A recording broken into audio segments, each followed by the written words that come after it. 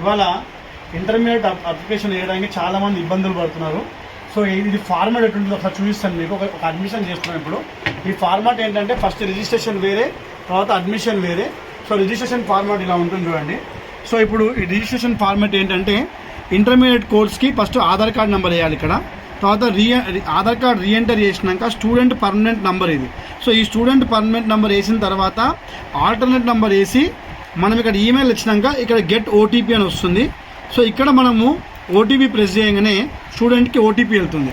So OTP ఆ నెంబర్కి వచ్చింది. సో ఓటీపీ చెప్తే మనం ఓటీపీ ఇక్కడ వేసిన తర్వాత మనం ఇక్కడ వెరిఫై చేస్తాము దీన్ని. సో దీన్ని వెరిఫై చేసినాక ఏమవుతుందంటే మీకు రిజిస్ట్రేషన్ ఫామ్ ఓపెన్ అవుతుంది. సో ఎంతమా ఓటీపీ 47193.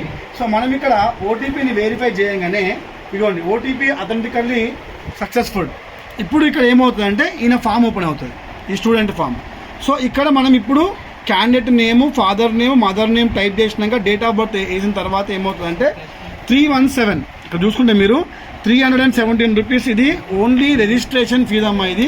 సో ఈ రిజిస్ట్రేషన్ ఫీజు కట్టిన తర్వాత మళ్ళీ మీరు ఏం చేయాలంటే బ్యాక్ వెళ్ళిపోయేసి ఈ రిజిస్ట్రేషన్ ఫీజు కట్టినాక బ్యాక్ వెళ్ళి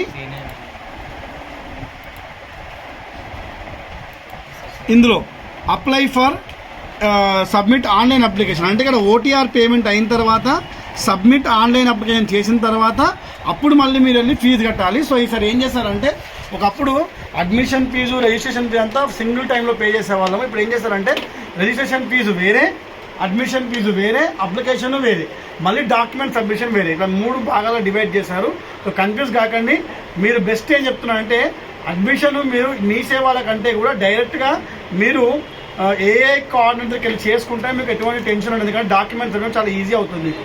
so thank you very much. Intermediate అడ్మిషన్స్లో ఏమైనా డౌట్స్ ఉంటే నాకు కమెంట్ పెట్టండి, కమెంట్స్లో మీకు నేను ఆన్సర్ ఇస్తాను. Thank you.